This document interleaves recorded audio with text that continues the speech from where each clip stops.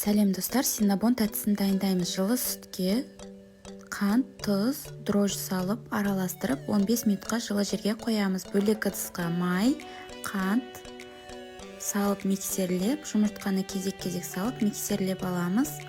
Апарамызды құйып, ұн салып, қамыр илеп, 20-30 минутқа жылы жерге бетін жауып қоямыз.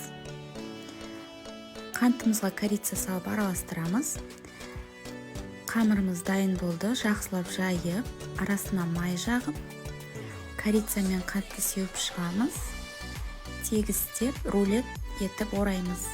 Жіптің немесе пышақтың көмегімен 12 теңдей бөлікке бөліп шығамыз. Бетін жауып 15-20 минутқа қоямыз. Творожный сыр, май, қант ұнтақты жақсылап миксерлейміз. Булочки жылы күйінде крем жағып шығамыз, ас болсын. Бізде осындай жұмсақ өте дәмді булочки шығады. Міндетті түрде жасап көріңіздер. Сіздермен болған Әсел. Каналыма тіркелуді ұмытпаңыз.